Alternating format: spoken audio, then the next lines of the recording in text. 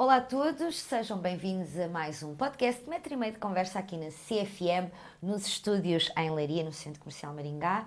O meu nome é Elsa Gomes, estou com uma convidada muito carinhosa, muito simpática e é um prazer voltar a estar com ela, Diana Catarino. Olá! Olá, Elsa! Seja bem-vinda aqui aos estúdios da CFM e muito obrigada por teres aceitado o convite para estar neste podcast que, no fundo, tem como objetivo dar a conhecer pessoas da região de Leiria e de todo o mundo, mas particularmente da zona de Leiria, que estejam envolvidos em projetos, que tenham uma história de vida, aliás, toda a gente tem uma história de vida, mas que tenham histórias interessantes para nos contar e para partilhar com o nosso público. E tu és uma mulher de força, assim te conheci. A Diana Catarino, para quem não sabe, é artista de música. Ela toca um instrumento particularmente diferente. Não é muito habitual vermos uma mulher a tocar saxofone, mas é isso que tu fazes, certo, Diana? É isso mesmo, saxofonista profissional. Olha, começando por aí, vamos ao início. Tu nasceste onde? Como é que vieste ter a Leiria? E depois, como é que a música surgiu na tua vida? Vamos fazer assim um bocadinho um percurso da tua história. Pode ser? Ok, então, eu nasci quase em cima do Rio Lis. Praticamente. Mesmo?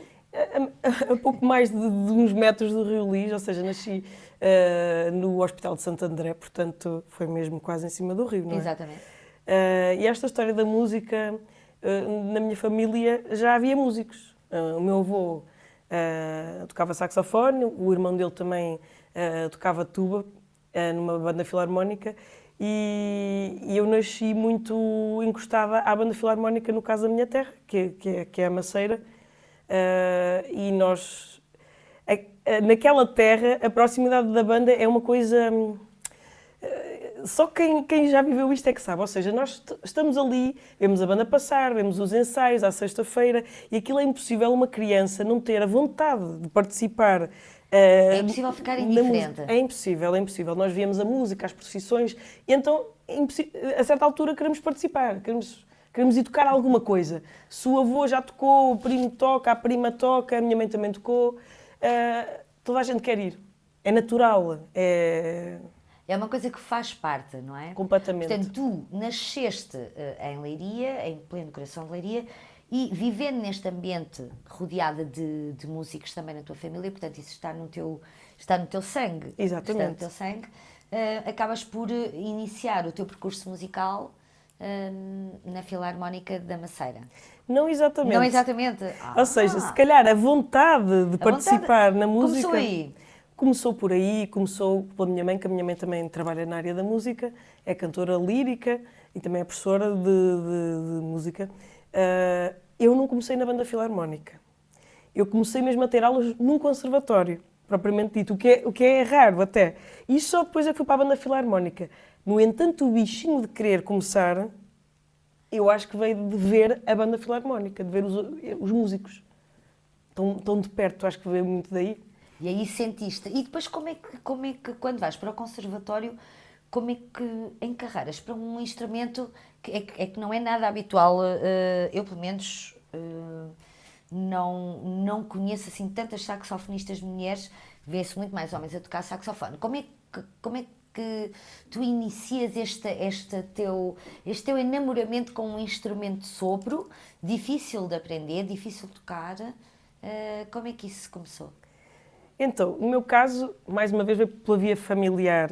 Como a minha mãe já tinha tocado saxofone, o meu avô tocava saxofone, foi um bocadinho mais ou menos natural. Ele disse que gostava de tocar flauta, depois disse que gostava de tocar percussão, mas depois fui naturalmente para o saxofone. Agora, porquê é que uma menina quer tocar saxofone? É assim, uma criança não tem noção dos estereótipos de género. E um instrumento é um instrumento. Não tem nada a ver, o ato de executar um instrumento não tem minimamente a ver com o nosso género. Esses estereótipos são criados socialmente. Mais tarde, e muito mais tarde, não é? Ainda bem. Exatamente, portanto, para mim era só um instrumento que eu queria tocar, não tinha essa noção. E, desfazendo um bocadinho mitos, na realidade há imensas mulheres que tocam instrumentos de sopro, seja saxofone, sejam outros instrumentos. Nas bandas filarmónicas só observamos isso a partir dos anos 80. Até aí, de facto, isso estava muito vedado às mulheres, mas aproximadamente nos anos 80 começamos a ver mulheres nas bandas filarmónicas. E especificamente nos instrumentos de sopro? Em todos, no caso das filarmónicas.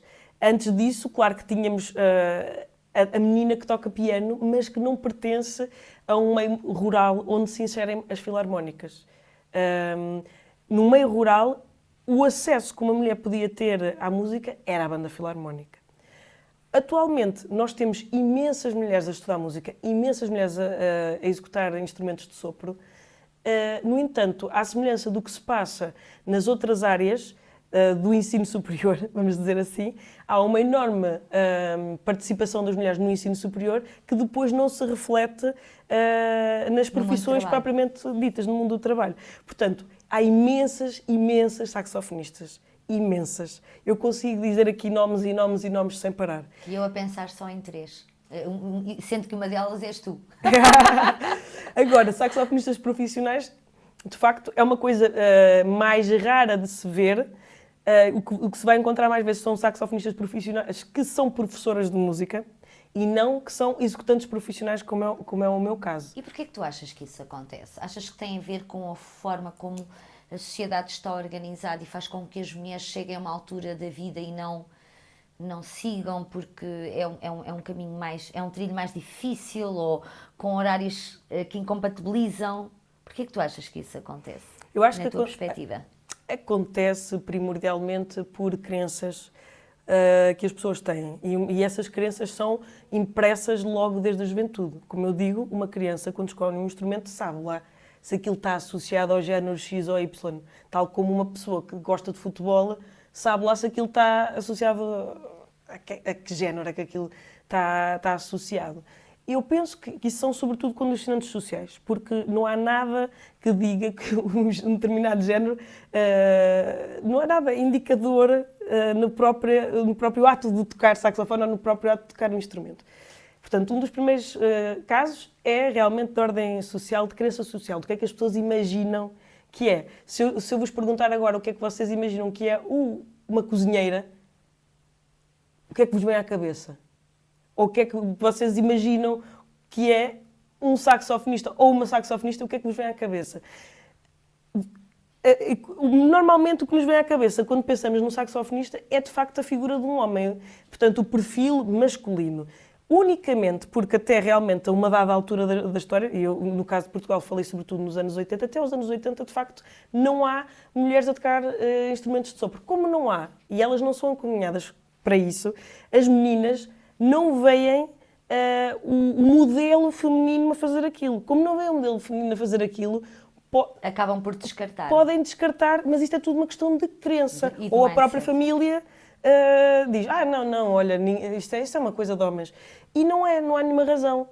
Não há nenhuma razão para que assim seja. Não há nenhuma condicionante biológica no corpo da mulher ou do homem que diga que deve tocar um instrumento ou outro. É como um cantor. Não há nada na condição biológica de um homem e de uma mulher. Física. Que diga, um cantor sim, uma cantora não. Obviamente que não. Todos têm cordas vocais. Para tocar saxofone é preciso 2 mãos, é preciso uma boca e um corpo. Então, isso todos temos. Correto. Mas mais especificamente eu estava a perguntar-te se tu achas que não há tantas mulheres a tocar saxofone pela via de ganharem, terem como profissão, executarem o instrumento e serem só professoras. Se achavas que isso é porque em termos de horários condiciona, no fundo, a vida de uma mulher, entendes? Isso pode condicionar, mas não julgo que seja por aí. Eu julgo que simplesmente as pessoas não têm modelos e acham que não é possível. Que não é possível viverem ser instrumentista de profissão, portanto, tocar... Exatamente. O mais provável é que dentro de relativamente pouco tempo comecem a surgir mais pessoas a fazer exatamente aquilo que eu faço. Só pelo facto de eu existir a fazê-lo. Eu vou dar aqui um exemplo. Eu vou fazer aqui uma comparação que não me interpretem mal. Se nós pensarmos, por exemplo, no Cristiano Ronaldo e nos seus maravilhosos penteados, não obstante o profissional excepcional que ele é, se calhar antes dele, ou antes de um Beckham, sobretudo, vou Vai até ao ao Beckham, Beckham, se calhar não se viam futebolistas a aparecer com cortes Com cortes de cabelo diferentes, eram muito mais clássicos. Exatamente. Hoje em dia, quando nós vemos, por exemplo, um jogo da seleção, vemos uma equipa inteira com cabelos, de homens com cabelos impecáveis. Sendo que isto, se calhar, começou a algures... o Cristiano Ronaldo é um homem vaidoso, é sabido, é um homem com uma imagem cuidada e acho que fazem muito bem. Mas isto, quando começa no Beckham, o Beckham, a mãe dele era cabeleireira. Isto é uma lógica perfeitamente... que nós podemos seguir perfeitamente. A partir do momento em que há alguém para quem as pessoas podem olhar e seguir, há um modelo para seguir. A partir daí, aparecem mais pessoas a fazer a mesma coisa. No meu caso, se calhar, eu não vou dizer que fui a primeira, mas fui das primeiras a fazer isto desta maneira em Portugal. Fui das primeiras mulheres a formarem-se em saxofone, no caso, saxofone clássico, a ter uma licenciatura, um mestrado, no caso, eu já estou a fazer o doutoramento, mas fui das primeiras mulheres em Portugal a fazer isto. Poucas houve antes de mim, duas, por aí assim. Uma delas foi, por exemplo, a Rita Nunes, que foi a minha professora, que é atualmente professora do Conservatório Nacional de Lisboa. Mas poucas houve antes de mim. A partir do momento em que há uma, depois surge. abre-se aqui todo Abre-se um caminho. Todo um caminho. Voltando a essa parte do... Portanto, estávamos na tua infância, na tua adolescência, como escolheste um instrumento, foste já um pouco ao encontro dos estudos que tu depois seguiste, portanto, vais para Lisboa, vais para o conservatório. Exato. Não, eu fiz o conservatório ainda em Leiria. Fiz em Leiria, fiz no Orfeão. Antes disso estive numa outra escola. Terminei o 8º grau, que o 8º grau é equivalente na música ao 12º ano, portanto terminei aqui o conservatório e depois fui para a Escola Superior de Música. A Escola Superior de Música de Lisboa é o ensino superior, há outras escolas, no meu caso foi aquela. Terminei a licenciatura em Lisboa e depois podia ter feito logo a seguir o mestrado, mas eu achei que não. Achaste que não? O que é que pensaste na altura? Não, está na altura de trabalhar, quer dizer, estudar também é trabalhar, não é? Sim, a partir dessa altura, com certeza. Aliás, a partir de mais ou menos do momento em que eu terminei o curso, comecei logo a dar aulas. Eu, na realidade, comecei a dar aulas, no caso no Orfeão de Leiria, no meu último ano de curso. E... Estão a ver como esta mulher é empreendedora. Vocês estão a perceber o que é que aqui está, Diana? E depois quando terminei o curso e decidi que afinal não queria seguir logo para o mestrado, o que é que acontece? Eu literalmente despedi-me, pedi para terminar o meu vínculo contratual e concorri a um conservatório em França, que no caso foi o Conservatório de Lyon. E isso foi uma etapa completamente crucial para a minha formação que, na minha opinião, foi, como se costuma dizer, mudou mesmo... Mudou a tua perspectiva completamente. Há um antes e um depois. Mas diz isso porque a forma de ensino é diferente, foi pelo facto de teres contactado com outra cultura, saís da tua zona de conforto, não é? Porque quando nós saímos do nosso país é tudo novo, não é? É tudo diferente. O que é que sentiste? Então... essencialmente, eu senti muito perdida quando fui para lá, muito cheia de certezas, porque com certeza era aquilo que eu queria e na minha visão o que eu via era a Escola Superior de Música de Paris, era lá que eu queria, era essa para onde eu queria ir, portanto eu via aquilo como um trampolim para depois ir para a Escola Superior de Música de Paris. Portanto, eu quando fui para lá fui essencialmente para aprender mais e foi uma grande mudança, não porque o ensino da música em Portugal não seja bom. O ensino da música em Portugal, e especialmente na altura em que eu estudei, já estava consolidado, de muitas maneiras. A questão é, a França é o berço do saxofone, praticamente.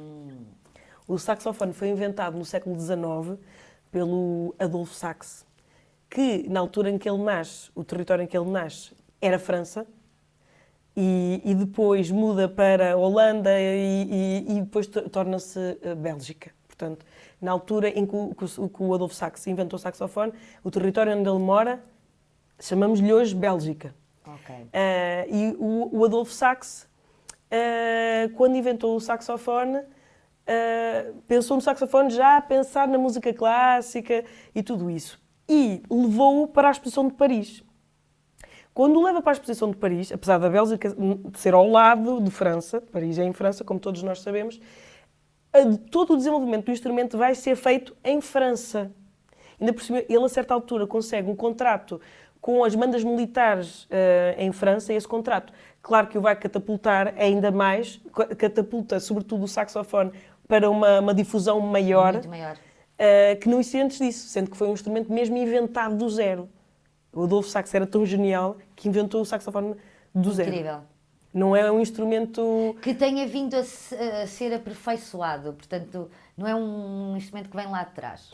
Não é um instrumento que vem lá atrás, como se nós pensarmos, por exemplo, noutros instrumentos que existem muito antes deste instrumento. É um instrumento efetivamente inventado. Claro que ele terá sempre alguma familiaridade com outros instrumentos que o antecedem, como, por exemplo, o clarinete e tudo mais. Mas é uma invenção à parte. Essa questão dele de ser desenvolvido e inventado naquele ambiente francófono, não é? Bélgica e depois França, faz com que haja uma tradição em França de ensino do saxofone Enorme. que lhe deu vantagem em relação a todos os outros países. Para mim, foi um privilégio poder ir beber com as pessoas que são linha direta da Escola Francesa de Saxofone, que no caso foi o meu professor Jean-Denis Michat, que não é conhecido dos nossos ouvintes, com certeza, mas é muito conhecido dos saxofonistas a nível mundial. Essa foi a vantagem. E não que o ensino em Portugal fosse mau, de nenhuma maneira. Isso não era verdade. Sim, eu queria dizer a perspectiva diferente, não é? De sermos da zona de conforto e irmos para um país, não estava familiarizada com esta informação do saxofone, irmos para um país diferente. Mas foi assustador ao início. Obviamente, uma realidade totalmente diferente. Quanto tempo estiveste em França? Eu tive aproximadamente 3 anos em França. Para mim, a França é um país que eu acarinho enormemente. Vai estar para sempre no meu coração. Com certeza seria o país onde eu viveria se não vivesse em Portugal, sem hesitar. É um país incrível, com uma cultura fantástica, com uma natureza fantástica, completa a todos os níveis praticamente, com uma dimensão também que lhe permite de ser único, um país único, com uma população sempre em crescimento, uma população jovem no contexto europeu, e vai estar para cima do meu coração. Agora, numa fase inicial foi extremamente desafiador, porque eu chego a uma classe internacional em que as aulas são dadas em inglês ou em francês. Tudo diferente. Tudo diferente, um nível de exigência completamente diferente, mas pude aprender muito, tanto com a cultura francesa, em tudo, desde a maneira de estar, desde a maneira de falar, desde o respeito à educação, toda a cultura musical acoplada a esta cultura francesa. Eu passava horas e horas dentro da biblioteca a ler partituras, a ouvir música, porque havia discoteca no sentido de biblioteca com discos. Com discos. Havia uma biblioteca riquíssima na escola, tinha professores de topo em todas as áreas da música, desde análise, de composição, tudo isso. E classe internacional. O que é que eu posso dizer sobre isto? Muito assustador, extremamente desafiador, trabalhei ao extremo, mas mudou a minha vida. Eu sou outra saxofonista, fiquei outra saxofonista quando saí de Lyon. Completamente. E, portanto, sais de Lyon ao fim de 3 anos com esse potencial todo, com tanta coisa que abraçaste culturalmente e musicalmente sem dúvida. E da aprendizagem do teu instrumento, não é? Do saxofone, voltas para Portugal com o sentimento de bora lá. Cheguei aqui e apanhei um balde de água fria, em cheio, na minha assim, cabeça abaixo. E não foi ali do Rio Lis? Não foi do Rio Lis. A Leiria não teve nada a ver com esse balde de água fria. Não, eu cheia de vontade de fazer coisas. E uma das primeiras coisas que eu me lembro é de chegar e ver o telejornal em Portugal e de me sentir incrivelmente deprimida com o que eu via. A crise estava a bater à porta de Portugal nessa altura. Estás a falar em 2007, 2008?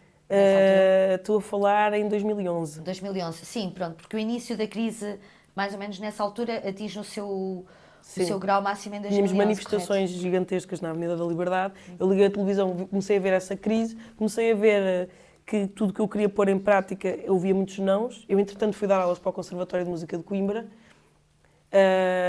onde eu vinha cheia de ideias frescas, cheia de uma pedagogia muito aguçada, e sinto que os organismos não estavam preparados para pôr isso em prática.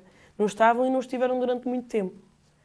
Eu encontrei um grande choque entre uma coisa e outra, entre a minha vontade de fazer, entre os conhecimentos que trazia e que obviamente já tinha tornado meus, já me tinha apropriado desses conhecimentos na medida em que já estava a criar coisas novas na minha cabeça para pôr em prática a nível pedagógico, e encontro um país... Foste completamente barrada, digamos assim. Sim, eu senti isso. Senti muito isso. E tentei ainda durante algum tempo pôr essa pedagogia em prática, como sempre com muito sucesso junto dos alunos, mas com muito pouca visão da parte dos conservatórios. E não exatamente da parte, eu diria que da parte de algumas pessoas não entendiam que aquilo que eu queria trazer era uma maneira revolucionária e nova e única e minha de ensinar, sobretudo, as crianças. E que funcionava. Funciona muito bem. E tu achas que, claro, que essa aprendizagem que fizeste e colocares em prática, sobretudo nas camadas mais jovens, porque o ensino da música, no início, e para quem já teve, e eu fiz aulas de solfejo, aquilo é uma seca, não é? É muito maçudo. É muito maçudo, portanto, e como é que tu consegues encorajar uma criança a continuar na música, não é? E isso, de facto, é um desafio muito grande. Eu julgo que se falarem com qualquer dos meus ex-alunos, sobretudo dessa altura, eu diria entre 2011 e 2018, alguma coisa assim, que falarem com qualquer um desses meus alunos, que neste momento já são todos universitários e já trabalham e tudo mais, já não haverá muitos que ainda estejam a estudar, eles lembrar-se-ão das minhas aulas como coisas muito divertidas e dinâmicas e lúdicas.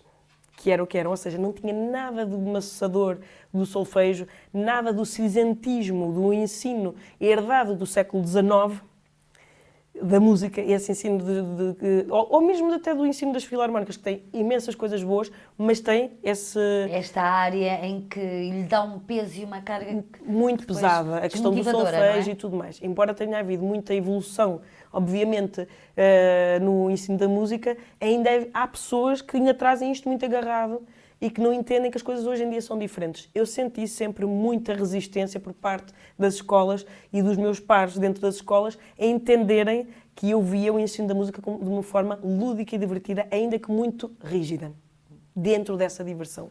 Portanto, pode ter uma componente rígida, porque, como é óbvio, há regras a seguir. Exatamente. Não é? Mas dada com uma leveza diferente. Sem dúvida. Foi sempre esse o meu objetivo. Os meus alunos, quando iam, por exemplo, para as audições, eles nunca tive alunos nervosos nas audições. Não tinha. Simplesmente eles iam descontraídos. Aquilo era uma brincadeira, era um prazer, era maravilhoso para eles estarem em audição. Enquanto eu via professores que punham a partitura à frente dos miúdos, mesmo à frente do nariz, e tens que saber isto, e tens que ir vestido assim, e tens que fazer assado e não sei o quê. Eu fazia audições criativas. Eu estou-me a lembrar, fiz uma vez uma audição que o tema eram os monstros do Halloween. Pronto. Em cada um dos miúdos foi vestido do quis. Todas as músicas tinham a ver com a temática do Halloween. Algumas, os miúdos eram tão pequeninos que eu compus as músicas para eles. E eu criei uma história naquela audição que era o castelo da Transilvânia. Da Transilvânia. A falar assim, exatamente assim. Com um bocado de sotaque alemão. O alemão não sei fazer, é da Transilvânia, não sei que país. Transilvânia fala-se assim. Fala-se assim.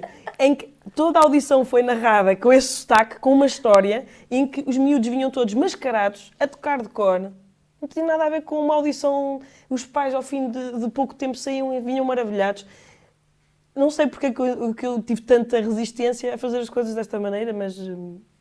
Pronto, depois dessa resistência, então, mas tu não desististe, porque não és uma mulher de desistir, tu trouxeste essa pedagogia e colocaste em prática. Exato. E colocas ainda, correto? Não, já não coloco. Estás a lecionar. Não, só não coloco porque, de repente, a vida... Eu acho que o sistema não tolerou de tal maneira que chegou a um ponto que eu fui completamente arrastada para o palco. Portanto, deixaste... A vida disse assim, olha, queres ser professora muito bem, mas não vais ser. Mas não vais ser saxofonista. Vais ser saxofonista. Exato. E aí começaste, e quando deste por ela, já estavas a fazer fotografias dentro do Rio Liso. Eu adoro essas fotos. Aliás, vocês sigam a Diana Catarino, procurem no Instagram, vejam esta saxofonista lindíssima com umas fotos brutais dentro do Rio Liso. Aliás, o Álvaro de ser meu convidado. Já falámos aqui em off, ele, olha, está a saber agora. Eu não sei se ele vai ouvir, mas ele... Álvaro, ficas a saber que vais ser convidado para este programa. Portanto, sais do ensino e és arrastada para os palcos. Como é que foi essa transição? Foi muito difícil. Inicialmente, eu estava completamente programada para dar aulas. Eu pensava assim, eu estudei foi para dar aulas em conservatórios, especificamente. Não entendia mais nada para além disso, não queria fazer mais nada para além disso e foi uma transição muito dura. Ao início, quando comecei a fazer os meus primeiros eventos, os meus primeiros casamentos, os meus primeiros concertos de toda a natureza, simplesmente não achava que os devia de fazer. Eu própria tinha preconceito quanto a isso, porque tinha sido ensinada dessa maneira. Eu não entendia uma coisa muito, muito importante, é que a música tem função. Eu pergunto, como é que seriam as vossas vidas sem música? A minha não existia. Mas eu já nem falo nos músicos, eu te falo dos não músicos. Como é que seria a vossa vida sem música? Como é que teria sido o vosso casamento sem música? Como é que teria sido o bar onde vocês vão sem música? Como é que teria sido a vossa infância sem música? Como é que teria sido a vossa infância sem música? A vossa adolescência, o vosso primeiro amor? O vosso primeiro amor sem música? O primeiro desamor? Como é que vais chorar? Quando perdes alguém, tu tens de ter uma música para chorar. A pessoa tem que ter, não é? Ou quando está apaixonada, não é? Como é que seria o vosso estilo de vestir sem influência dos músicos? Por exemplo? Sobretudo quem passou algum tempo, se calhar, não foi o meu caso, mas eu estou-me a lembrar a malta do grunge, que aprendeu a vestir com músicos. Sempre houve as correntes ligadas à música. Eu pergunto tudo isto porque a música tem função. Para mim, a música tem, entre outras funções, a função de cultura, de entretenimento e dentro destas funções tem outras subfunções. Tem, por exemplo, a função de vendas. Hoje em dia, quando eu ligo a televisão e vejo uma novela, a novela tem um genérico, tem música o tempo inteiro. Pode ser uma música suave, pode ser uma música que imprime que há uma personagem que é má. E que imprime ali uma certa densidade no personagem ou uma certa tensão naquela cena. Exatamente. E há fórmulas para fazer isso, que as pessoas normais não estão familiarizadas, mas os músicos estão. Existem, é verdade. Ou, por exemplo, se eu for pensar, vou ligar a televisão, vou ver o telejornal. O telejornal tem um genérico. Foi um músico que fez aquele telejornal. Foi um músico genérico. Que fez aquele genérico. Ou vou sair à noite, alguém fez aquelas músicas. Vou ao meu casamento. Em algum momento, seja na missa para quem vai fazer casamentos religiosos, seja noutro momento qualquer da festa, no mínimo terão um DJ. No mínimo. Alguém fez aquelas músicas que aquele DJ está a passar. Quando vocês pensam, olha, quando conheci o não sei quantas, homem da minha vida, ou mulher da minha vida, foi ao som da música não sei quantas. Beijámos-nos ao som da música não sei quantas. A música tem função. Porquê é que eu falo disto? Eu só entendi que fazer música ao vivo, tomar a ação de estar no campo real... O que é que isso representava? Para que é que isso servia? Porque à primeira vista não serve para nada. Qualquer pessoa vai dizer assim, podes viver sem música. Posso, como, bebo, durmo, mas será que é mesmo possível? A música foi desenvolvida pelo ser humano como uma necessidade. Não aparenta ser uma necessidade, mas é uma necessidade. O homem das cavernas estava lá no meio do nada. Que necessidade é que tinha de fazer música? No entanto, os sons organizaram a cultura da humanidade. Formaram a tribo. O som, ao início, claro que não era a mesma coisa que agora. Começou por ser o som mais básico, que é o ritmo, o tambor, o percutir. E quando nós multiplicamos a percussão, uma batida, quando eu multiplico, esta multiplicação faz a frequência que forma uma nota musical. E toda esta existência da música permite-nos ter sensações, permite-nos ser mais felizes, apaixonar-nos uns pelos outros, sentimos tristeza, sentimos que aquela música remete-nos para algo mais pior, mau, mais negativo, mais leve, permite-nos mudar de humor, permite-nos ser felizes e tornou-se uma coisa completamente essencial que se amanhã saísse um decreto de lei no nosso país que nos proibisse, como já infelizmente já aconteceu, de cantar, de ter música na nossa vida, a depressão caía a pique nas nossas vidas. Tal é o impacto. Tal é o impacto. Portanto, iriam haver muitas repercussões negativas. Muitíssimas. Inimagináveis, na realidade. Verdade. E, portanto, tu tens esse confronto, que podemos dizer contigo, não é? Sim. Tiveste esse reality slap, portanto, levas assim, de repente, um acordar para a realidade que a música efetivamente tem função e que tu estás no palco para transmitir esses sentimentos, não é? Para provocar esses sentimentos nas pessoas através do teu instrumento. Sim, eu comecei a perceber que isso, para além de ter função, era um ato de generosidade. Nós, quando estamos num palco, nós estamos a assegurar que os outros estão a ter boas sensações. E nós estamos a despender da nossa própria energia para isso, mais do que possa parecer. Isto tanto é verdade que a conversa com qualquer músico, cantor, artista, quando sai do palco é um momento de baixa de energia. Verdade. Porque nós damos energia a quem lá está. Transformamos o ânimo em que eles estão, transmutamos em algo melhor, mais elevado. Se eu estou num casamento e faço uma entrada de uma noiva e de repente toda a gente chora, há uma libertação enorme de energia. E há uma carga emotiva muito grande, tu depois também acabas por sentir, não é? Às vezes é impossível, às vezes vêm também as lágrimas aos olhos. Se eu estou numa festa em que eu tenho que animar aquelas pessoas e que se calhar a minha função até pode ser mais de entretenimento do que propriamente de cultura, porque uma festa é mais entretenimento, nesse momento, de pôr toda a gente a dançar, é uma força brutal, porque muitas das vezes está os pés de chumbo que não se querem mexer, ou alguém que ainda não saiu, ainda não bebeu aquele copito para se mexer, aquele momento em que a gente vai arrancar aquela energia, é uma energia muito importante. Ou se de repente eu até estou num ambiente mais formal, porque eu mantive sempre a música clássica, em que é importante ouvir tanto música mais simples, em que nós nos sentimos mais facilmente, transmutamos, se calhar, as emoções normais, ou seja, se eu estou um bocadinho mais em baixo, de repente aquilo sinto-me melhor depois de ouvir música. Mais leve, exato. Mas, no caso da música clássica, que é uma música forçosamente mais complexa, o que é que aquilo faz? Aquilo modifica a química do meu cérebro. Aquilo, para além de me poder relaxar, causar emoções, vai permitir que o meu cérebro mude. Ou seja, pode-me tornar mais atenta, pode-me tornar mais focada. Aquilo interfere com a nossa biologia. Muito interessante o que estás a dizer sobre a música. Sinto as tuas palavras verdadeiramente, porque, como sabes, inevitavelmente estou ligada à música, não é? Felizmente para todos nós.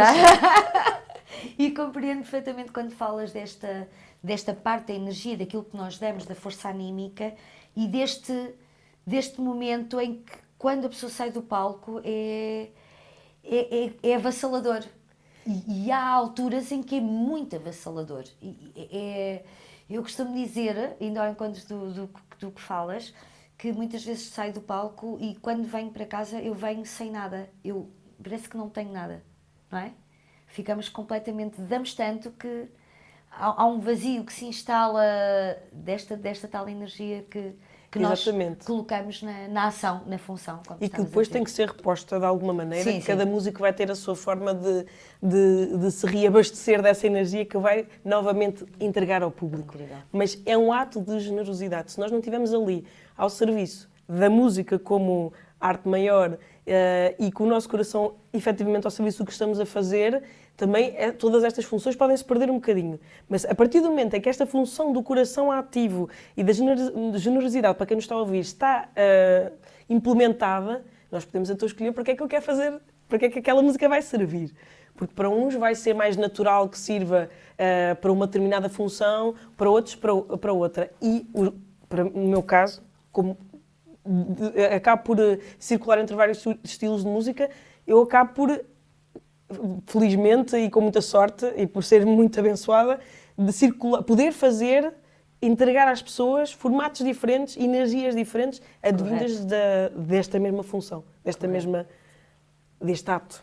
O que é que gostas mais em termos de tocar no teu instrumento, o saxofone? Gostas mais de clássico? Identificas-te?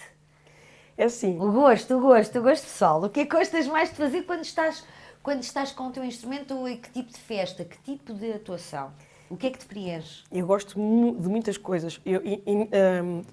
A música clássica vai estar sempre muitíssimo no meu coração, porque nós passamos tanto tempo para a criação daquilo, de uma obra musical, que ela apropria-se de nós apropriamos-nos dela, há ali uma coisa, há ali um processo que existe a muitos níveis, que existe ao nível cognitivo, da apreensão daquele texto, existe a nível social, nós temos que perceber o contexto em como é que aquilo surge, histórico, e depois a nível mágico em si, ou seja, nós usufruímos daquilo como daquela nosso. magia. Mas o que eu mais gosto é do momento de fruição de mim com o meu instrumento, em que o meu instrumento se torna um prolongamento de mim própria. E isso é como se fosse uma meditação, na realidade.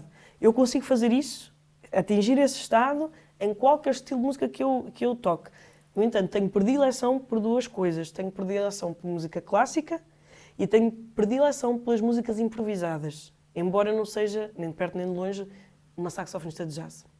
Mas gostas? Mas gosto de improvisar, gosto de criar. O ato de criação potencia esse momento que é muito íntimo do músico com o seu instrumento e com a música. Vieste assim num clube em New Orleans a tocar, um clube de jazz. Estou-te a imaginar, ó Diana? Mas eu acho que não me via. Não, eu definitivamente eu não sou uma saxofonista de jazz, mas sou uma saxofonista que gosta de improvisar. A improvisação é uma coisa, o jazz é outra história, é outra história. Eu não posso catalogar é outra forma, dessa forma. É outra forma. Acho que não me via. No entanto, via-me a criar alguma coisa, sobretudo a criar coisas que sejam disruptivas, tenham ligação com o ser humano, com a natureza, com um ser humano maior e com uma forma de viver maior. Mais nesse sentido. Como é que as pessoas podem chegar até a ti como saxofonista? Portanto, tu és contratada pelas pessoas que conhecem ou já conhecem o teu trabalho? Ou como é que funciona a tua rede, digamos assim? As pessoas chegam a ti como? Eu julgo que Estamos será com tempo, fácil. Rui. Estamos com tempo. Temos 3 minutos. Rui, muito obrigada por estares aqui a dar assistência aqui às cachopas giras hoje. Aqui. Ele está em choque. Ele está em choque porque é a primeira vez que conhece uma saxofonista e, portanto, ele está... Espero que seja um choque positivo. Um choque muito e que não positivo. seja nenhum tenho trauma. a certeza, tal como as pessoas que nos estão a ver. Tenho a certeza. Então, eu penso que é muito fácil chegarem a mim. Uma das fontes que eu mais uso de comunicação é o Instagram. No caso é o Diana_Catarino_sax. É mesmo Catarino com O. Correto, não é Catarina, é Catarino. A partir daí é fácil. Se pesquisarem no Google Diana Catarino saxofone ou sax é fácil. Através do meu site www.dianacatarino.com aí também têm formulários de contacto muito simples. E Facebook, YouTube, basta escreverem Diana Catarino sax ou saxofone e vão-me encontrar de certeza absoluta. Certo. Agora ia-te chamar Catarino. Diana Catarino, mas é Diana Catarino. Já não era a primeira vez. Porque eu sou Elsa Catarina. Catarina. Ok, Catarino. ok. Diana. Nós já estamos quase a terminar, porque eu sabia, isto contigo é uma conversa que não tem fim, porque tu tens sempre coisas muito, muito interessantes para partilhar e sobretudo, nota-se esta tua paixão pela música e daí eu reconheço-te dessa forma. Projetos que tenhas agora em mãos, neste momento, e projetos para o futuro. O que é que estás a pensar fazer dentro da tua carreira como saxofonista? Alguma coisa que nos possas desvendar ou nem por isso? Então, eu neste momento, o meu tempo é bastante limitado, porque eu tenho uma agenda de concertos bastante preenchida e em simultâneo estou a terminar um doutoramento que também me absorve muito tempo. Um doutoramento em saxofone em clássico. saxofone clássico. E é um trabalho prolongado e árduo e ainda me ocupa muito tempo. Isto é uma coisa. A nível de projetos futuros, eu quero continuar com o meu projeto de Amadou, com o pianista Amadeu Oliveira, que é um projeto de música clássica. Esse é um dos projetos que tenho implementados. E espero muito em breve poder ir para o estúdio com um projeto de originais meus. Estou a ver se faço tempo. A ver se dá tempo para tudo. Portanto, entre um doutoramento, entre o projeto que tens com o Amadeu, é verdade, não falámos do Amadeu, do pianista, olha, vou colocar o Amadeu também para entrevistar aqui, para eu trazer aqui ao Metro e Meio de Conversa, que ele também tem... um músico fantástico. Sim, música e pessoa. Verdade. Portanto, entre doutoramento, o projeto que tens com o Amadeu, de música clássica... E entre as viagens, eu viajo muito. Ando sempre de um lado para o outro, não é?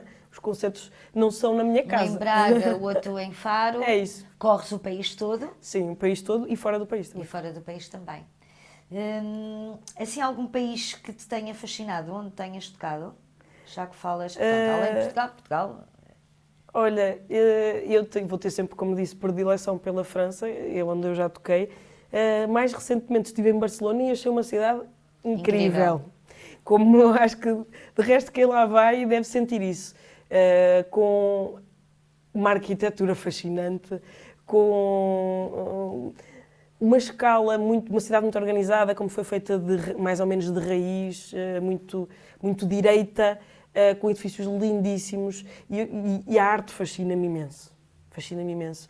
Fica muito na memória até agora Barcelona, pela parte da arte e da arquitetura. Mas, por exemplo, pela parte da natureza, eu fiquei muito fascinada com o Lago Como, em Itália, que é um tipo de paisagem totalmente diferente. Que tem as montanhas gigantescas, que o próprio facto das montanhas serem tão altas criou o lago, que é hiper profundo e hiper perigoso. Para quem não sabe, é um lago perigosíssimo por ser tão profundo. De repente as pessoas estão ali e de repente já não têm pé, porque aquilo no fundo é o sopé da montanha. Aliás, é o sopé de uma cordilheira. Que está ali à volta. Mas é uma paisagem lindíssima assim de cortar a respiração, sem dúvida. Portanto, tens tido também a oportunidade de viajar graças a este teu Exato. dom para a música, para o saxofone. Diana Catarino, muito obrigada. Ficamos a aguardar os teus originais e já sabes que podes contar também com a CFM e comigo, Elsa Gomes, para depois divulgarmos os teus originais. Estou muito curiosa.